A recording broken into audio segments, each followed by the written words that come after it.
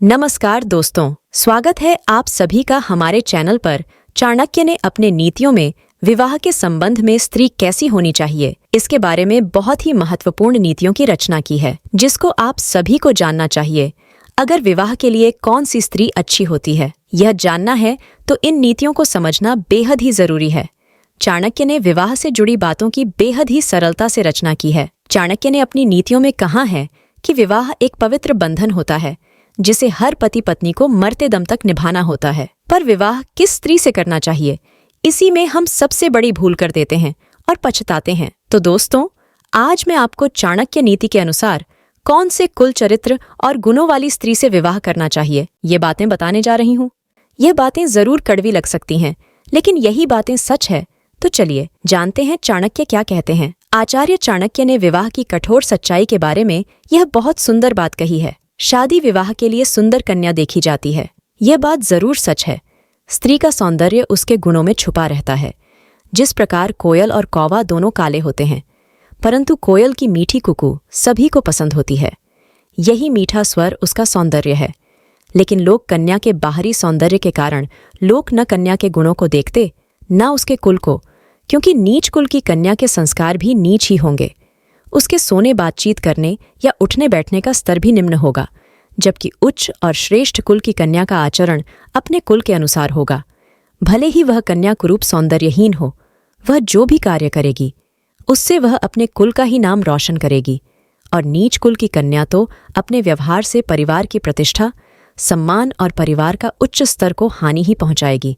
वैसे विवाह तो सदा ही अपने सामान कुल में ही करना उचित होता है, अपने से नीचे वाले कुल में नहीं। चाणक्य ने नीच कुल का मतलब यह नहीं कहा है कि उसके परिवार की धन और संपदा नहीं, बल्कि उस परिवार का चरित्र है। अगर उस परिवार में चोरी, हत्या अथवा झूठ बोलने वाले लोग रहते हो, तो ऐसे परिवार से रिश्ता जोड़ना अशुभ माना जाता है। विवाह के संदर्भ में चाणक्य ने कुल के भेदभाव की बात नहीं मानी है। उनका कहना है कि नीच कुल में उत्पन्न कन्या भी यदि अच्छे गुना से युक्त है तो उससे विवाह करने में कोई भी हानि नहीं। हर पुरुष की कामना होती है कि उसकी पत्नी अच्छे कुल की हो, परंतु यदि किसी स्त्री ने अच्छे कुल में जन्म लिया है और देखने में भी उसका शरीर सुंदर है, परंतु यदि वह भी विद्या से हीन है, तो उसकी स्थिति भी ढाक के उसी फूल के समान होती है जो गंध रहित होता है।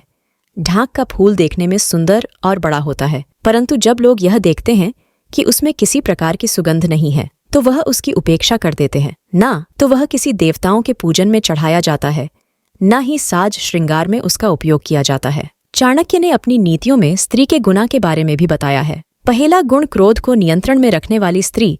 आचार्य चाणक्य ने अपने नीति में बताया है कि अगर कोई स्त्री अपने गुस्से पर कंट्रोल करना जानती है तो वह विवाह करने के योग्य है। क्रोध इंसान का सबसे बड़ा दुश्मन होता है। जिस स्त्री के सिर पर हमेशा गुस्सा सवार रहता है, वह अपने परिवार को कभी भी खुश नहीं रख पाती है। दूसरा गुण, मर्यादा में रहने वाली स्त्री। चाणक्य नीति के मुताबिक पुरुष को विवाह के लिए मर्यादा में रहने वाली स्त्री का चुनाव करना चाहिए। मर्यादा में रहने वाली स्त्री अपने पति की इज्जत को संभाले रखती है। उसके पति का सिर कभी शर्म से नहीं झुकता है। विवाह के बंधन को बनाए रखने के लिए चाणक्य ने एक नियम भी बताया है।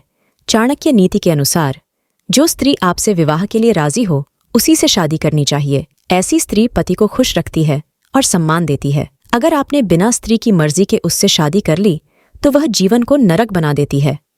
अगर आपको इस वीडियो से अच्छी जानकारी मिली तो लाइक शेयर जरूर कीजिए और ऐसे ही वीडियो के लिए हमारे चैनल को सब्सक्राइब जरूर कीजिए।